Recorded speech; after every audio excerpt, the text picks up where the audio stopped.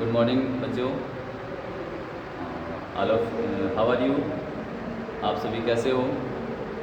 आज हम BEd first year के स्टूडेंट्स को अभी टीचिंग ऑफ लर्निंग में पढ़ाने जा रहे हैं। बुद्धि के सिद्धांत क्या पढ़ाने जा रहे हैं? बुद्धि के सिद्धांत।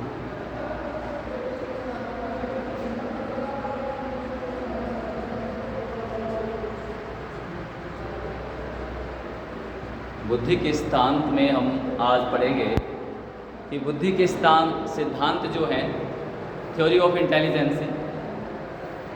थ्योरी ऑफ इंटेलिजेंसी में हम जो मनोवैज्ञानिक हैं हैस्टीड के अनुसार उन्होंने विभिन्न प्रकार के जो सिद्धांत प्रस्तुत किए, उनमें से बहुत से सिद्धांत मुख्य हैं। हम सिद्धांतों की बात करेंगे। सबसे पहले कि बुद्धि जो है वो किन किन सिद्धांतों के ऊपर आधारित है।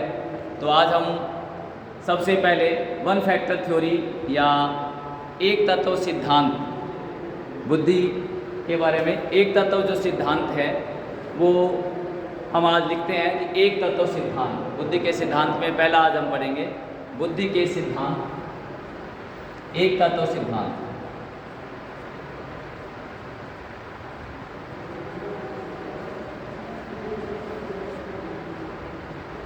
एक तत्व सिद्धांत यह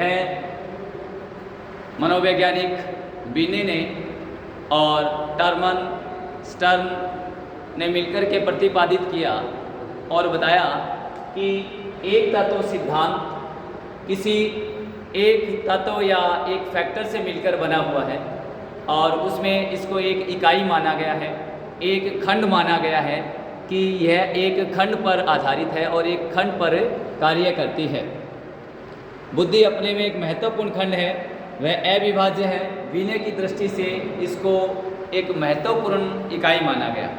विनय की दृष्टि से इसको एक महत्वपूर्ण इकाई माना गया, जिसमें टर्मेन ने इसे एक पूर्ण खंड मानते हुए उनके विचार से उन्होंने सोचने की शक्ति ही बुद्धि है। सोचने की जो शक्ति है वो ही बुद्धि है और जो बुद्धि है वो किसी एक तत्व से मिलकर बनी हुई है और एक तत्व से मिलकर बनी हुई बुद्धि को ही उन्होंने एक खंड सिद्धांत कहा। और इस सिद्धांत के समर्थक स्टर्न और दूसरे जो साइकोलॉजिस्ट थे उन्होंने भी इसका समर्थन किया। एक खंड सिद्धांत को अधिक समर्थन नहीं मिल पाने के कारण इसको एक अविभाज्य इकाई माना गया। तो हम बात कर रहे थे एक तत्व सिद्धांत की। यह विनय द्वारा प्रतिपादित किया गया और विनय ने इसे एक इकाई या अविभाज्य कारक माना और विनय के अलावा इसने हमारे स्टर्न ने भी सहयोग किया।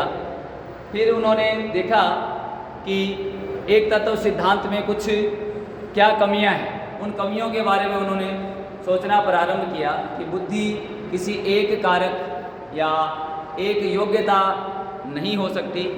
तो उन्होंने फिर उसे अविभाज्य इकाई माना। तो इस प्रकार से उन्होंने तय किया कि अविभाज्य जो इकाई है वो एक खंड के रूप में, एक यूनिट के रूप में जो है। दूसरा सिद्धांत हम पढ़ते हैं द्वितत्व सिद्धांत या टू फैक्टर थ्योरी। द्वितत्व सिद्धांत या टू फैक्टर थ्योरी के बारे में पहला हमने पढ़ा एक तत्व और दूसरा पढ़ रहे हैं द्वितत्व सिद्धांत, टू फैक्टर थ्योरी।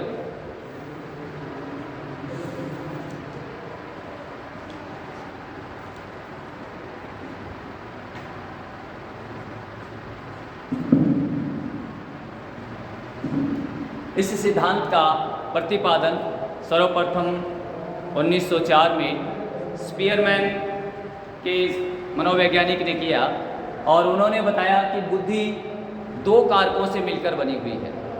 दो कारक कौन कौन से? एस और जी, सामान्य और विशिष्ट। उन्होंने एक सर्किल के माध्यम से बताना चाहा कि एस और जी।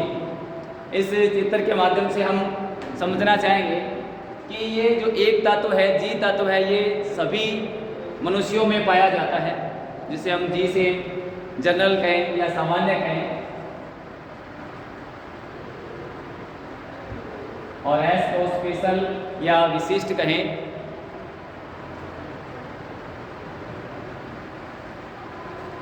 तो उन्होंने बताया कि यह दो तत्वों से मिलकर बनी हुई है। पहला एस और जी। जी प्रकार का जो फैक्टर है सभी प्रकार के मनुष्यों में पाया जाता है, परंतु एस प्रकार का जो फैक्टर है वो एक विशिष्ट प्रकार के लोगों में पाया जाता है।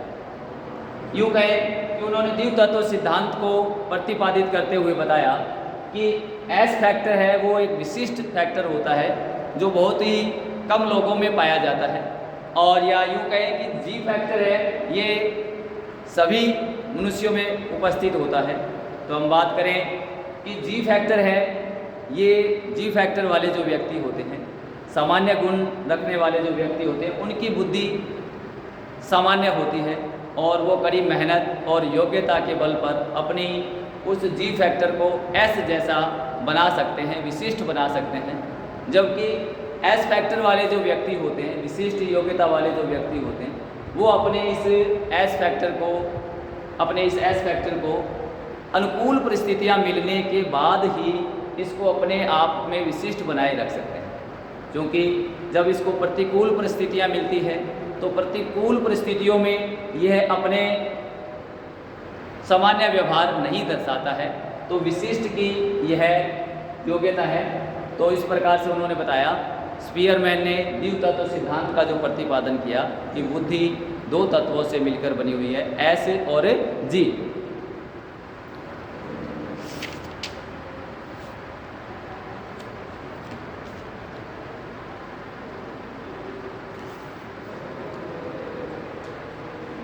स्पीयरमैन ने आगे चलकर एस और जी और एक समूह के रूप में भी इसको आगे जोड़ा और देखा कि एस और जी के जो खंड हैं वो जी के साथ एक ग्रुप समूह से भी मिलकर कार्य करते हैं। तो इस प्रकार से उन्होंने बताया कि बुद्धि का सामान्य खंड मानव जीवन के सभी कार्यों में भाग लेता है। विज्ञान, दर्शन और अन्य सभी इसी प्रकार के विषयों एवं कार्यों में सफलता सामान्य खंड के ऊपर ही निर्भर करती है। जैसा कि बताया गया कि सामान्य खंड है उस पर सारी योग्यताएं निर्भर करती है, किंतु कुछ विशिष्ट कार्यों में जिसे विशिष्ट बुद्धि की आवश्यकता पड़ती है उसमें विशिष्ट खंड ऐसे ही कार्य करता है। उसमें विशिष्ट खंड ऐसे ही कार्य करता है तथा उस एस खंड या इस एस फैक्टर की सहायता ली जाती है, क्योंकि कुछ कार्य जीवन में ऐसे होते हैं जो कि बड़े ही बुद्धि, बड़े ही तर्क वितर्क के साथ बड़े अच्छे डिसीजन लेने पड़ते हैं। तो उस ऐसे जटिल कार्यों में कहते हैं कि एस फैक्टर अधिक कार्य करता है। उस एस फैक्टर को विशिष्ट इसीलिए माना गया है, जैसे कोई कौशल कला या शिल्प की सिद्धहस्ता विशिष्ट बुद्धिखंड एस द्वारा ही प्राप्त होती है। इसमें सामान्य खंड जी की कोई विशेष आवश्यकता नहीं पड़ती। प्रत्येक खंड में एक सामान्य खंड जी और बहुत से विशिष्ट नैपुण्य अथवा विशिष्ट खंड एस होते हैं। सभी प्रकार के जी कार्यों में तत्संबंधों एक विशिष्ट खंड एस की आवश्यकता पड़ती है, जबकि सभी कार्यों में सामान्य खंड जी की उपेक्षा होती है। और आगे बताया स्पीयरमैन ने कि बहुत से ऐसे कार्य भी होते हैं जिनमें जी खंड की अधिक महत्व होता है और बहुत से ऐसे भी जिनमें जी खंड की आवश्यकता एस खंड की अपेक्षा बहुत कम होती है। इन खंडों की अपेक्षा गौण हो जाती है। जी को प्रत्यक्ष रूप से कभी नाप नहीं सकते और एस या विशिष्ट खंड की बात करें तो उसका भी उपयोग इससे अलग किया जा सकता है। तो ये हमें स्पीयरमैन के द्वारा द्विव तत्व सिद्धांत या टू फैक्टर थ्योरी में बताया गया कि ये जो दो तत्व हैं किस प्रकार से कार्य करते हैं। हमने इनको उदाहरण के माध्यम से भी समझा कि द्विव तत्व सिद्धांत किस प्रकार से एक अलग अलग कार्य में काम करते हैं। स्पीयरमैन ने आगे चल कर के इन खंडों को एस और जी के साथ एक सर्किल के माध्यम से भी स्पष्ट किया कि जो जी फैक्टर होता है एस और जी सभी में पाया जाता है। जी फैक्टर जो है वो सभी प्रकार के मनुष्यों में एक कॉमन कह सकते हैं पाया जाता है। खंड की अपेक्षा ऐसे खंडों से जो जी खंड की अपेक्षा कम सामान्य अधिक विस्तृत एवं सजातीय होते हैं। उदाहरण के लिए विशिष्ट योग्यता, एस खंड अपेक्षित और सामान्य बुद्धि जी खंड अपेक्षित के बीच में ये कार्य जो किए जाते हैं। एक सर्वमुखी योग्यता समूह खंड अपेक्षित की आवश्यकता होती है जो सामान्य और विशिष्ट दोनों योग्यताओं के बीच की खाई को पाट देती है। अब हमने पढ़ा कि द्वितीय तत्व सिद्धांत, इसके आगे हम पढ़ेंगे बुद्धि का तीसरा सिद्धांत। तो बच्चों हमने अभी पढ़ा बुद्धि के द्वितीय तत्व सिद्धांत के बारे में। इसके बाद हम पढ़ेंगे तीसरा जो है जिसे त्रिखंड सिद्धांत या थ्री फैक्टर थ्योरी कहते हैं।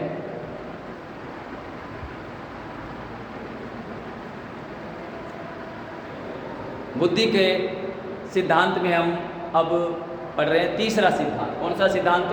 तीसरा, नंबर 3, त्रितत्व सिद्धांत। त्रितत्व सिद्धांत, त्रितत्व खंड सिद्धांत, त्रिखंड सिद्धांत भी कह सकते हैं इसको। त्रिखंड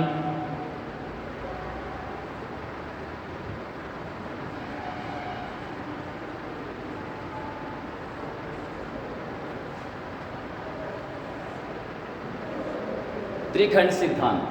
तो तीसरा हम पढ़ रहे हैं त्रिखंड सिद्धांत के बारे में कि त्रिखंड सिद्धांत जो है वो बुद्धि में किस प्रकार से किन योग्यताओं को रखता है। तो सर्वप्रथम हम बात करें त्रिखंड सिद्धांत की। इस सिद्धांत के अनुसार बुद्धि 3 भागों से मिलकर बनी हुई है। बच्चों कितने भागों से? 3 भागों से मिलकर बनी हुई है। जैसा कि द्विखंड सिद्धांत में हमने पीछे चर्चा की थी कि बुद्धि के द्वितीय तत्व सिद्धांत में कि बुद्धि 2 तत्व या 2 कारकों से मिलकर बनी हुई है। इसी प्रकार से हम चर्चा करें कि त्रिखंड सिद्धांत में जो बुद्धि है वो 3 खंडों से मिलकर बनी होती है।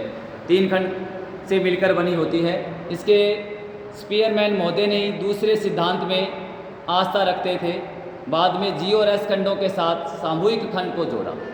इस सिद्धांत का भी प्रतिपादन कहें कि हमारे साइकोलॉजिस्ट स्पीयरमैन द्वारा ही किया गया। उन्होंने सामान्य एस और जी खंड में एक समूह और जोड़ा जिससे कि त्रितत्व सिद्धांत कहते हैं।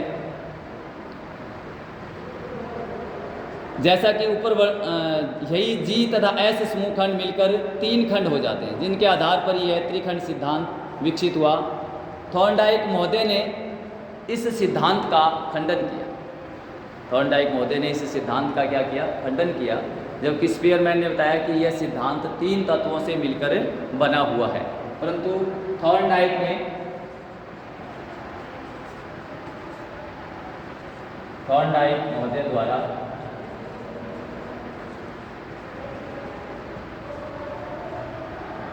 महोदय द्वारा इसका खंडन किया गया कि 3 कहा कि एक सामान्य जी खंड को मानना तथ्यों को बहुत अधिक सरलीकरण करना है। उनका मत था कि बौद्धिक कार्य एक जटिल और स्नायु तंत्र द्वारा किया जाने वाला कार्य है। उन्होंने कहा किसी बुद्धि को किसी योग्यताओं के आधार पर, किसी 3 बिंदुओं के आधार पर निश्चित नहीं किया जा सकता। यह एक किसी भी पूर्ण बुद्धि का उपयोग करते हुए हम किसी जटिल से जटिल समस्याओं को सुलझाने में हमारे स्नायु तंत्र का भी उपयोग किया जाता है। और उनको यह जो प्रक्रिया थी बौद्धिक प्रक्रिया, जिन्होंने बताया कि बुद्धि को 3 खंडों में या यूँ कहें कि 2 खंडों में, तो उन्होंने इस चीज़ का खंडन किया कि यह किसी 3 बिंदुओं पर आधारित न होकर के एक संपूर्ण प्रकार के स्नायु तंत्र पर आधारित होती है जो जटिल से जटिल समस्याओं को सॉल्व करती है। और कहा कि ये 3 योग्यताओं का मिश्रण नहीं हो सकता, ये एक पूरे स्नायु तंत्र का योग है जो हमारी जटिल से जटिल समस्याओं को हल करती है। फिर आगे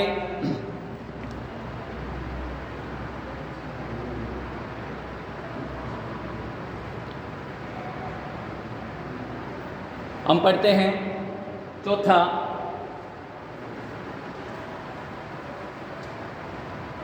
ये हमने पढ़ा त्रिखंड सिद्धांत। इसके बाद हम पढ़ेंगे चौथा है बहुखंड सिद्धांत या मल्टी फैक्टर थ्योरी। बहुखंड सिद्धांत या मल्टी फैक्टर थ्योरी।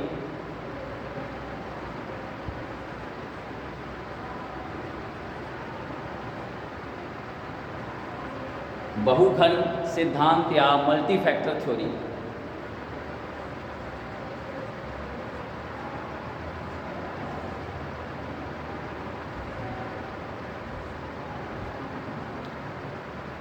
तो बच्चों, हम बुद्धि के सिद्धांत में बहुखंड सिद्धांत के बारे में पढ़ रहे हैं कि बहुखंड सिद्धांत के अनुसार बुद्धि किससे कहते हैं। बुद्धि बहुखंड सिद्धांत में बताया गया कि बुद्धि बहुत से खंडों से अथवा बहुत से कारकों से अथवा तत्वों से मिलकर बनी हुई है। उनमें विभिन्न प्रकार के तत्व अपना योगदान देते हैं। विभिन्न प्रकार के तत्व मिलकर के बुद्धि का निर्माण करते हैं, जिसे बहुखंड सिद्धांत की संज्ञा दी गई। बहुखंड सिद्धांत में बताया गया कि यह सिद्धांत सांख्यिकी विश्लेषण के ऊपर आधारित है, गणनाओं के ऊपर आधारित है, सांख्यिकी विश्लेषण के ऊपर आधारित है। थ्रस्टन ने अपने शिष्यों की सहायता से गणित के आधार पर व्यक्ति में सहस्त्र गुणों का इसमें पृथक्करण और मापने की विधि निकाली, जो खंड विश्लेषण विधि कहलाती है। थ्रस्टन नाम के साइकोलॉजिस्ट जो हुए, उन्होंने अपने इस सिद्धांत का जो प्रतिपादन किया अपने शिष्यों की सहायता से, और उन्होंने बताया कि यह गणित सांख्यिकी पर आधारित है और व्यक्ति के सहस्त्र गुणों का पृथक्करण और मापने की विधि निकाली, जो खंड विश्लेषणीय विधि कहलाती है। थ्रस्टन के अनुसार बुद्धि प्रारंभिक मानसिक योग्यताओं से मिलकर बनी होती है।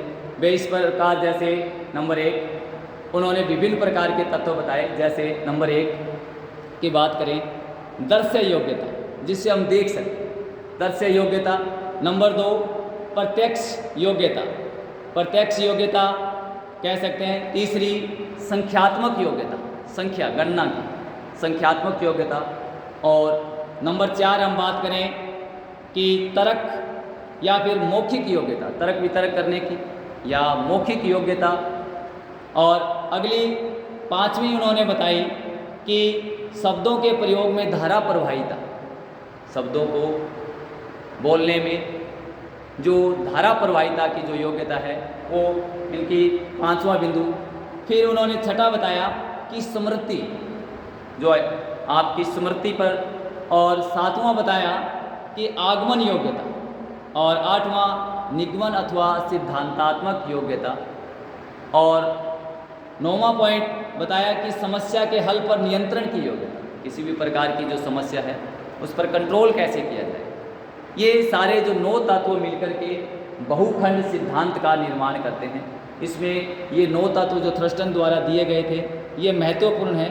थ्रस्टन का मत था कि किसी भी विशेष कार्य को करने में, जैसे गणित के कठिन प्रश्न को समझना है, गणित के किसी भी एक कठिन प्रश्न को समझना है, उसके समझने के लिए या फिर साहित्य का अध्ययन करना है या गद्य पद्य का अध्ययन करना है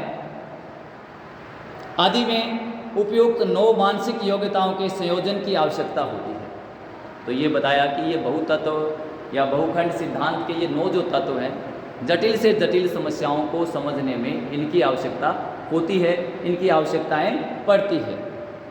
और इन्हीं आवश्यकताओं के आधार पर उन्होंने ये बताया कि ये जो 9 योग्यताएं, ये एक समस्या को सुलझाने में सहायक सिद्ध होती है। इनमें से कुछ ऐसी योग्यताएं हैं जिनकी उपयोगिता किन्हीं विशिष्ट कार्यों में दूसरों की अपेक्षा अधिक होती है, दूसरों की अपेक्षा अधिक होती है।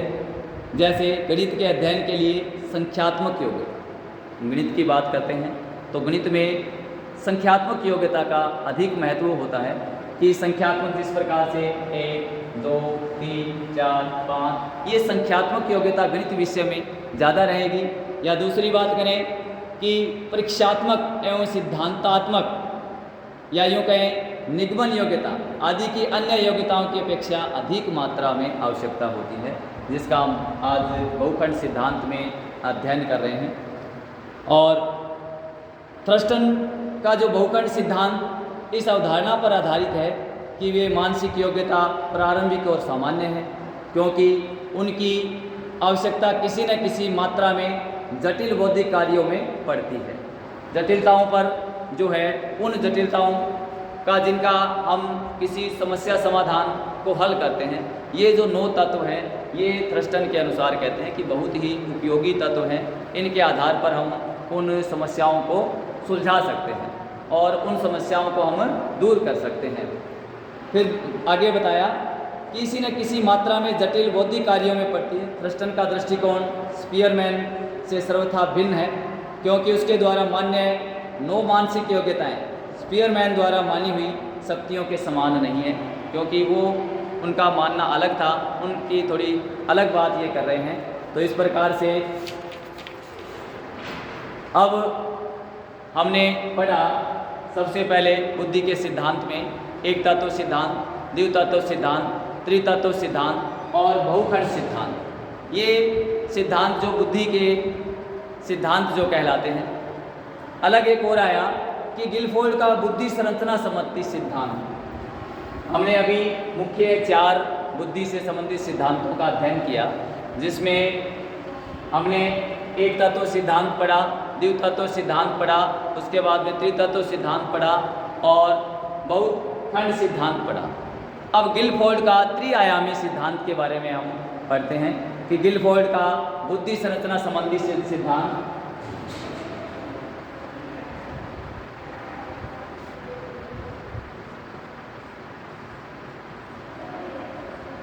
गिलफोर्ड का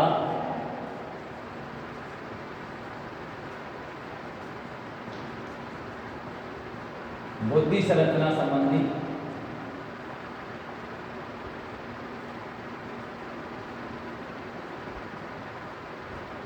सिद्धांत।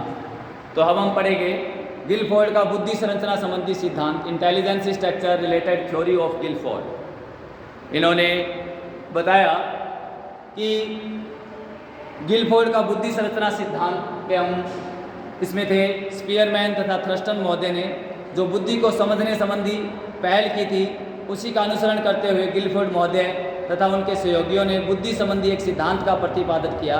और यह सिद्धांत प्राथमिक बौद्धिक योग्यताओं को एक बुद्धि की संरचना के रूप में प्रतीत होता है, बुद्धि की संरचना के रूप में संचित होता है। वह एक बुद्धि के खंड की परिभाषा इस प्रकार देते हैं कि एक अनन्य योग्यता है। यह एक कैसी योग्यता है? यह एक अनन्य योग्यता है जो कि निश्चित कार्यों या परीक्षणों को अच्छे ढंग से करने के लिए आवश्यक है। ये कहते हैं कि बुद्धि अच्छे कार्यों को किस ढंग से किया जाए। हम विभिन्न प्रकार के जो कार्य दैनिक जीवन में करते रहते हैं, उनको सुचारू रूप से, व्यवस्थित रूप से, बढ़िया ढंग से अपनी बुद्धि का उपयोग करते हुए किस प्रकार से करें, वहाँ हमारी बुद्धि झलकती है कि हमने अपनी सूझबूझ से ये कार्य किया है। और इस बुद्धि के माध्यम से ये एक संगठित कार्य है। वह एक बुद्धि के खंड की परिभाषा इस प्रकार देते हैं कि यह एक इस प्रकार की जो क्रिया है जिसमें हम अपने किसी भी कार्य को सर्वश्रेष्ठ अथवा उत्तम बनाते हैं, जो कि निश्चित कार्यों या परीक्षणों के अच्छे ढंग से करने के लिए आवश्यक है। यद्यपि प्रत्येक खंड की अपनी पर्याप्त आवश्यकता है, जिसके कारण उसकी माप अलग से होनी चाहिए। इन खंडों को उनकी समानताओं के कारण समूह में रख सकते हैं। और उन्होंने इसको गिलफोर्ड का जो त्रिआयामी सिद्धांत भी इसको कहते हैं, उन्होंने सबसे बताया त्रिआयामी सिद्धांत। गिलफोर्ड का त्रिआयामी सिद्धांत ये प्रक्रिया पदार्थ नंबर 1, प्रक्रिया नंबर 2, प्रक्रिया की किसी भी कार्य की, दूसरा है पदार्थ, तीसरा इकाई। इसके बारे में हम अध्ययन करेंगे, इकाई या इकाइयाँ। 3 प्रकार की इकाइयाँ इन्होंने बताई। सबसे पहले प्रक्रिया अथवा संक्रिया, प्रोसेस ऑफ एक्टिविटी, कि किसी भी कार्य की किस प्रोसेस ऑफ एक्टिविटी क्या है, जिसके अंतर्गत 5 प्रमुख मानसिक योग्यताओं के समूह आते हैं। यानी प्रोसेसिंग जो हो रही है उसमें उन्होंने बताया कि प्रमुख 5 मानसिक योग्यताओं के समूह आते हैं। जैसे नंबर 1 संज्ञान, जिससे तात्पर्य है खोज, पुनः खोज अथवा कह सकते हैं पहचान, कि हमने आइडेंटिफिकेशन या पहचान की है। यानी दूसरा आता है स्मृति, मेमोरी, स्मृति जिसमें जो संज्ञान किया गया उसका धारण सम्मिलित है। तीसरा अभिबिंदुता, चिंतन, जो इस प्रकार का चिंतन है जिसका कि परिणाम सही या उत्तम उत्तर है, सही या उत्तम उसका उत्तर जो है। फिर है चौथा अपबिंदुता चिंतन, जो विभिन्न दिशाओं में चिंतन है, अपबिंदुता चिंतन जो विभिन्न दिशाओं में चिंतन है। और पांचवा मूल्यांकन, जो सूचना की परिशुद्धता अथवा उपयुक्तता के संबंध में निर्णय पर पहुंचना होता है, निर्णय पर पहुंचना होता है। फिर हम बात करें दूसरे पदार्थ की, ये था हमारी प्रक्रिया की। दूसरी हम बात करें पदार्थ की, पदार्थ या जो मैटर, जिसमें भी मुख्य रूप से 4 खंड होते हैं। कितने खंड होते हैं पदार्थ में? 4 खंड होते हैं। नंबर 1 आकृति, अंतर्वस्तु, वह पदार्थ जो ज्ञानेंद्रियों द्वारा प्रत्यक्ष किया जाता है। दूसरा प्रतीकात्मक अंतर्वस्तु, प्रतीकात्मक अंतर्वस्तु जो शब्दों, अंकों एवं दूसरे प्रतीकों से बना होता है। तीसरी बात करें नंबर 3, इसका जो कंटेंट है शब्दार्थ संबंधी अंतर्वस्तु, शब्दार्थ संबंधी अंतर्वस्तु जो विचारों या मौखिक अर्थों का रूप ले लेती है उसे। और चौथी बात करें व्यावहारिक अंतर्वस्तु, व्यावहारिक अंतर्वस्तु जो सामाजिक बुद्धि या ज्ञान या अपने तथा दूसरों के संबंध में समझ का संकेत देती है। अंडरस्टैंडिंग, अपने या दूसरों के संबंध में समझ का हमें संकेत देती है। और तीसरी बात करें कि परिणाम या रिजल्ट,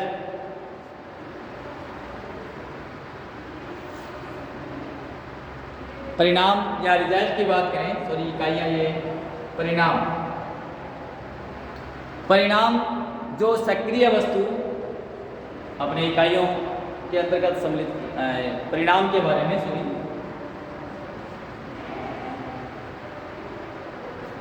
परिणाम या रिजल्ट जो सक्रिय अंतर्वस्तु के साथ प्रयोग में करने से प्राप्त होती है। 6 सामान्य प्रकारों के परिणाम हैं ये इकाइयों के अंतर्गत। जैसे इनकी हम परिणाम के बारे में पढ़ें कि परिणाम, इसमें यूनिट फर्स्ट है दृश्य, सर्वे एवं प्रतीकात्मक इकाइयों का अवबोधन करना तथा शब्दों के अर्थों का ज्ञान प्राप्त करना। ये हम प्रथम इकाई, रिजल्ट की प्रथम इकाई में पढ़ेंगे। दूसरा कि वर्ग या क्लास, वर्ग या क्लास की बात करें, क्लास, पहला हमने पढ़ा कि इकाई दृश्य, सर्वे एवं प्रतीकात्मक इकाइयों का अवबोधन करना तथा शब्दों के अर्थों का ज्ञान। दूसरे में वर्ग या क्लास, इकाइयों को शब्दों अथवा विचारों को वर्गीकृत करने की योग्यता उस क्लास के अंतर्गत। तीसरी बात करें कि संबंध, रिलेशन क्या है, संबंध की बात करें या रिलेशन की बात करें, पदार्थ के बीच में संबंधों का प्रत्यक्षीकरण करने की जो योग्यता है, उनकी आकृति संबंधी, उनकी प्रतीकात्मक संबंधी गुणों के कारण एवं प्रत्यात्मक पदार्थों में संबंध की खोज की योग्यता। और अगली बात करें संस्थान की, कि अवकाश की संरचना करने की योग्यता, प्रतीकात्मक पदार्थों की संरचना करना एवं पदार्थों के हल की तैयारी करने में समस्याओं की संरचना करने की योग्यता। या अगला पॉइंट करें कि रूपांतरण, इसी का इकाइयाँ चल रही है, रूपांतरण, यह प्रत्यक्ष कर लेने की योग्यता कि पदार्थों को क्या होगा उसमें परिवर्तन ले आया अथवा प्रस्तुत दशाओं में परिवर्तन के लिए सुझाव देना। तो हमने अभी गिलफोर्ड का बुद्धि संरचना सिद्धांत पढ़ा और ये बुद्धि संरचना सिद्धांत ये प्रक्रिया, पदार्थ और परिणाम, तीन इसकी मुख्य इकाइयाँ हैं, हमने अध्ययन किया। बाकी हम नेक्स्ट में टॉपिक में करेंगे। Thank you.